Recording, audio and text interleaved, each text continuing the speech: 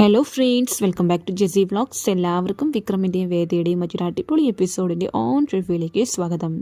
അങ്ങനെ ഇന്നത്തെ എപ്പിസോഡ് തുറക്കുന്നതിനെ കാണിക്കുന്നത് നമ്മുടെ വിനായകൻ ഇപ്പോൾ വിശ്വത്തിന് ആവശ്യമായിട്ടുള്ള ഒരു കാര്യമായിട്ടാണ് വന്നിരിക്കുന്നത്. മറ്റൊന്നുമല്ല, വിശ്വത്തിന് ഇല്ലാതിരുന്നൊരു കാര്യം, അതായത് ഒരു ജോലി, ഒരു നല്ല അത്യാവശ്യം കുഴപ്പമില്ലാത്തൊരു ജോലി ഇപ്പോൾ വിനായകൻ സെറ്റാക്കിയിരിക്കുകയാണ്. വിനായകന് പരിചയമുള്ള ഒരു കൂട്ടുകാരൻ്റെ കമ്പനിയാണ് കേട്ടോ. അത്യാവശ്യം സാലറിയും അതോടൊപ്പം തന്നെ വലിയ കഷ്ടമില്ലാത്തൊരു പണിയും, അത്യാവശ്യം കാശിൻ്റെ കൈകാര്യങ്ങൾ ചെയ്യാൻ അറിയുന്ന ഒരു കമ്പനിയാണ് അത് കേട്ടോ. അതിലേക്കാണ് ഇപ്പോൾ വിശ്വത്തെ വിനായകൻ വന്നിട്ട് ചേർക്കാൻ പോകുന്നത്. അപ്പോൾ അതിന് വേണ്ടിയിട്ടും വിനായകൻ ആദ്യം തന്നെ ആ ഒരു കാര്യം അവതരിപ്പിക്കുന്നത് നമ്മുടെ ശ്രീജയോടായിട്ടാണ്. അപ്പോൾ ശ്രീജയോട് പറയുന്നുണ്ട്, ഈ ഒരു കാര്യം എനിക്ക് നേരിട്ട് തന്നെ വിശ്വത്തിനോട് പറയാം, പക്ഷേ വിശ്വത്തിൻ്റെ സ്വഭാവം നമുക്ക് അറിയുന്നതല്ലേ, പോണോ വേണ്ടോ എന്ന് ആലോചിച്ചുകൊണ്ട് തന്നെ 2 ദിവസം കഴിക്കും. നാളെയാണ് നമ്മുടെ കമ്പനിയുടെ ഇൻ്റർവ്യൂ. അപ്പോൾ അതിന് എത്താതിരുന്നാൽ ആകെ പ്രശ്നമാവില്ലേ. ശ്രീചേച്ചി ആകുമ്പോൾ കാര്യങ്ങൾ വേണ്ട പോലെ കൈകാര്യം ചെയ്യും. അപ്പോൾ ശ്രീചേടത്തി തന്നെ കാര്യങ്ങൾ വേണ്ട പോലെ ചെയ്താൽ മതി. എങ്ങനെയെങ്കിലും വിശ്വത്തിനോട് വിട്ടാക്കിയാൽ മാത്രം മതി. കാരണം അവർ നല്ല കുടുംബത്തിലെ ഒരാളെയും അതുപോലെ തന്നെ നല്ല വിദ്യാഭ്യാസമുള്ള ഒരാളെയും അതുപോലെ തന്നെ കാശ് കൈകാര്യം ചെയ്യുന്ന ഒരാളെയും ആവശ്യമാണെന്നാണ് പറയുന്നത്. അതിൻ്റെ എല്ലാ ക്വാളിറ്റിയും നമ്മുടെ വിശ്വത്തിനും ഉണ്ട്. അതുകൊണ്ട് എന്തായാലും വിശ്വത്തിന് ആ ജോലി കിട്ടും. അപ്പോൾ നിങ്ങൾ വിട്ടാക്കിയാൽ മാത്രം മതി എന്ന് പറയുകയാണ് കേട്ടോ. അപ്പോൾ ഇതൊക്കെ കേൾക്കുമ്പോൾ നമ്മുടെ ശ്രീജയ്ക്ക് വളരെയധികം സന്തോഷമാകുന്നുണ്ട്. കാരണം വിശ്വത്തിന് ജോലി കിട്ടിയാൽ മാത്രമാണല്ലോ തൻ്റെ മോളെ തൻ്റെ കൂടെ കൊണ്ടുവന്ന് ഇരുത്താൻ പറ്റുള്ളൂ. മാത്രമല്ല ആരുടെയും കാലിച്ചൂട്ടിൽ പോയി കാശ് വാങ്ങിക്കേണ്ട കാര്യമില്ല. എല്ലാത്തിനും അത്യാവശ്യമായിട്ടുള്ള കാര്യങ്ങൾ നടക്കാൻ ആവശ്യമായതെല്ലാം വിശ്വത്തിൻ്റെ അടുത്ത് നിന്ന് കിട്ടുകയും ചെയ്യും. അപ്പോൾ അതുകൊണ്ട് തന്നെ ശ്രീജ വളരെയധികം ഹാപ്പി ആവുന്നുണ്ട്. എങ്ങനെയെങ്കിലും ഈ ഒരു ജോലിക്ക് വേണ്ടിയിട്ട് വിശ്വത്തെ വിടണമെന്ന് ശ്രീജ മനസ്സിലുറപ്പിക്കുകയാണ് കേട്ടോ.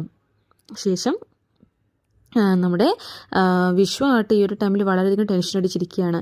അവനാണെങ്കിൽ ഒടുക്കത്തെ മടിയാണല്ലോ, ജോലിക്ക് പോകാനും ഇഷ്ടമല്ല. എന്താ ചെയ്യുക, എങ്ങനെയെങ്കിലും ഒരു തരികട പറഞ്ഞിട്ട് ഒഴിഞ്ഞു മാറാൻ വേണ്ടി തയ്യാറായിട്ട് ഇങ്ങനെ നിൽക്കുന്ന നിപ്പാണ് നമ്മുടെ വിശ്വം. പക്ഷേ ശ്രീജ ആവട്ടെ വിശ്വത്തിൻ്റെ അടുത്ത് പോയിട്ട് പറയണം, നിങ്ങൾ എന്തായാലും ഇൻ്റർവ്യൂക്ക് പോകണം. നിങ്ങൾ പോയില്ല എന്നുണ്ടെങ്കിൽ നാളെ മുതൽ ഞാൻ വല്ല പണിക്ക് പോകും. എനിക്ക് വയ്യ മറ്റുള്ളവരുടെ കാശിൽ ജീവിക്കാനൊന്നും.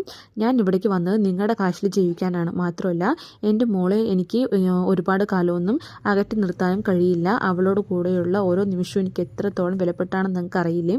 നിങ്ങൾ കാരണമാണ് എൻ്റെ മോൾ അവിടെ ഇരിക്കുന്നത്. അടുത്ത വർഷം എന്തായാലും എനിക്ക് എൻ്റെ മോളെ ഇവിടെ ചേർത്തേ പറ്റുള്ളൂ. അതിന് വേണ്ടിയെങ്കിലും നിങ്ങൾ ഈ ജോലിക്ക് പോയേ മതിയാകുള്ളൂ. നിങ്ങളിനി പോയില്ല എങ്കിലും ഞാൻ എന്തായാലും പണിക്ക് ഇറങ്ങും. അതോടുകൂടിയിട്ട് കുടുംബം നോക്കാൻ കഴിയാത്തത് കൊണ്ട് ഭാര്യ പണിക്കിറങ്ങിയെന്ന പേരും കൂടെ നിങ്ങൾക്ക് കേൾക്കേണ്ടി വരുമെന്ന് പറഞ്ഞിട്ടും ശ്രീജ നമ്മുടെ വിശ്വത്തെ കുറ്റപ്പെടുത്തുന്നുണ്ട്. ലാസ്റ്റോടെ വിശ്വം സഹി കെട്ടിട്ട് പോകാം എന്ന് തന്നെ തീരുമാനിക്കുകയാണ് കേട്ടോ. ഈ ഒരു ടൈമിൽ അപ്പുറത്താവട്ടെ നമ്മുടെ നന്ദിനിക്ക് കുശും വേറെ കാര്യമൊന്നും വേണ്ടല്ലോ. വിനായകന് നല്ലതുപോലെ വഴക്ക് പറയണം നന്ദിനി കേട്ടോ. നന്ദിനി പറയാണ്, നിങ്ങളോട് വിശ്വട്ടം വന്ന് ചോദിച്ചോ എനിക്ക് ജോലി വേണമെന്ന്? അല്ലല്ലോ, പിന്നെ എന്തിനാ നിങ്ങൾ തേടി പിടിച്ച് ജോലി ഉണ്ടെന്ന് പറഞ്ഞിട്ട് അവരോട് കയ്യിൽ കൊണ്ട് കൊടുത്തിട്ട് നിങ്ങൾ ജോലിക്ക് പോകാൻ പറയുന്ന കാര്യം എന്താ ഉള്ളത്? അല്ലേലേ കുറച്ചെങ്കിലും നമ്മളെ മര്യാദയുള്ളത് അവരും കൂടി ജോലിക്ക് പോകുന്നില്ല എന്ന് പറഞ്ഞിട്ടാണ്. ഇനി അവരും കൂടി ജോലിക്ക് പോകാൻ തുടങ്ങിയ മൊത്തത്തിൽ നമ്മളാകെ പെട്ടുപോവില്ലേ? നിങ്ങൾക്ക് എന്താ ഒന്നും മനസ്സിലാവാത്തെന്ന് പറഞ്ഞിട്ട് നമ്മുടെ നന്ദിനി വിനായകനെ വഴക്ക് പറഞ്ഞുകൊണ്ടിരിക്കുകയാണ്.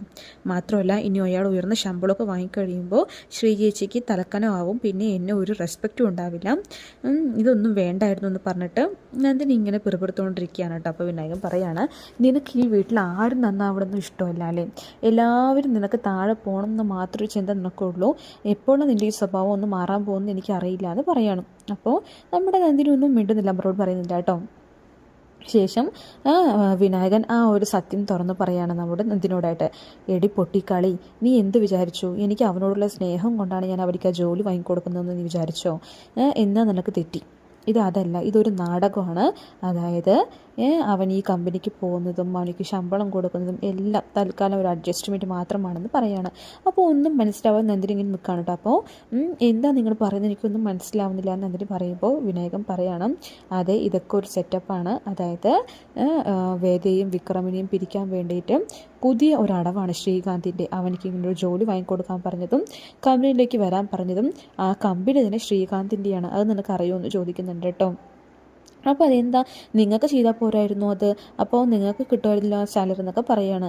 ഓ അതിൻ്റെ പേരിൽ, അതായത് വിക്രമിനെയും വേദനയും പിരിക്കാവുന്ന പേരിൽ പല കാശും നമ്മൾ വാങ്ങിച്ചതല്ലേ ഇടി മുദ്ദൂസേ, എന്നിട്ട് എന്തെങ്കിലും ചെയ്യാൻ പറ്റുമോ? ഒന്നും ചെയ്യാൻ പറ്റിയില്ല.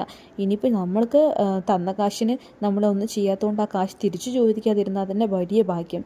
അതിൻ്റെ ഇടയിലാണോ അവനെ ഏർപ്പാടാക്കിയതും വേണ്ടാന്ന് പറയാൻ പറ്റില്ല എനിക്ക്, അതുകൊണ്ടാണ് ഞാൻ ഇങ്ങനൊരു കളി കളിക്കുന്നത് ഇടയിൽ നിന്നിട്ട്. ശ്രീകാന്ത് പറഞ്ഞ പ്രകാരമാണ് അവനിക്ക് ആ കമ്പനിയിൽ ജോലി വാങ്ങിച്ചു കൊടുക്കാൻ പോകുന്നത്. അവരെന്തൊക്കെയോ ഒരു പദ്ധതികളൊക്കെ ഇടുന്നുണ്ട്, അതായത് വിക്രമിനെ പൂട്ടാനുള്ള പദ്ധതിയാണെന്ന് മാത്രം ഉറപ്പാണെന്ന് പറയാണ്. അത് കേട്ടത് നമ്മുടെ നന്ദിനിക്ക് സന്തോഷമാണ്. അതായത് വിക്രമും വേദിയും വേർപിരിയാന്ന് പറഞ്ഞാൽ അതിൽ പരം എന്ത് സന്തോഷം നമ്മുടെ നന്ദിനിക്കുള്ളതും. അതുകൊണ്ട് തന്നെ ഇതൊക്കെ നിങ്ങൾ നേരത്തെ പറയണ്ടായോ, ഞാൻ വിചാരിച്ചു നല്ല സഹതാപം കൊണ്ട് നിങ്ങൾ അവർക്ക് ജോലി വാങ്ങിച്ചു കൊടുക്കുകയാണെന്ന്. ശരി ശരി കുഴപ്പമില്ല, ഏതാണെങ്കിലും എല്ലാം നല്ലതുപോലെ നടക്കട്ടെ എന്ന് പറയുന്നുണ്ട് നമ്മുടെ നന്ദിനി കേട്ടോ. ഈ ഒരു ടൈമിൽ നമ്മുടെ വേദ വന്നിട്ട് വിക്രമിനായിട്ട് വെളിയിൽ ഇങ്ങനെ വെയിറ്റ് ചെയ്തുകൊണ്ടിരിക്കുകയാണ്. വിക്രമിനാണെങ്കിൽ കാണുന്നില്ല. പിന്നെ പെട്ടെന്ന് വിക്രം വരുന്നുണ്ട്. വിക്രമിനെ കണ്ടോ നമ്മുടെ വേദ അകത്തേക്ക് എഴുന്നേറ്റ് പോവുകയാണ് കേട്ടോ. അപ്പോൾ വിക്രം ബാക്കിൽ വന്നിട്ട് നിന്ന് നീ എന്ത് പണിയെ കാട്ടിയത്, നിന്നെ ഞാൻ അവിടെ ഇപ്പം നിൽക്കാൻ പറഞ്ഞിട്ട് പോയതല്ലേ, നീ അപ്പോഴേക്കും ഒന്നും മറുപടി പറയാതെ ഒരു വാക്ക് പോലും പറയാതെ അവിടെ നിന്ന് മിണ്ടാതെ പോയി കളഞ്ഞൂടെ എന്ന് പറയാണ് കേട്ടോ. അവിടെ നിന്നിട്ട് എന്തിനാ, എന്നെ കളിയാക്കാനല്ലേ, നിങ്ങൾക്കല്ലേലും ഒരാൾ സങ്കടപ്പെട്ടിരിക്കുമ്പോൾ അവരെ ആശ്വസിപ്പിക്കാനൊന്നും അറിയില്ല, പകരം വീണ്ടും അവർ കരയിപ്പിക്കാനല്ലേ അറിയുള്ളൂ എന്ന് പറയുന്നുണ്ട് നമ്മുടെ വേദാട്ടം. അപ്പോൾ ഒന്നും മറുപടി പറയാനില്ലാതെ വിക്രം മിണ്ടാതെ നിൽക്കുകയാണ്. നിങ്ങളേതായാലും പോയി കുളിച്ചിട്ട് വാ, ഞാൻ ഭക്ഷണം എടുത്ത് വയ്ക്കാമെന്ന് പറയുന്നുണ്ട്. അങ്ങനെ വേദ ഭക്ഷണമൊക്കെ എടുത്ത് വെച്ച് ഡൈനിങ് ടേബിളിൽ സെർവ് ചെയ്തുകൊണ്ടിരിക്കുകയാണ്. അപ്പോഴേക്കും വിക്രം കുളി കഴിഞ്ഞ് വരുന്നുണ്ട്. ആ ഒരു ടൈമിൽ വേദ എല്ലാം വിളമ്പ് വെച്ചിട്ട് കഴിച്ചോ എന്ന് പറഞ്ഞിട്ട് പോകാൻ നിൽക്കുകയാണ് കേട്ടോ. അപ്പോൾ വിക്രമ വേദയെ നിൽക്ക് എന്ന് പറയുന്നുണ്ട് കേട്ടോ.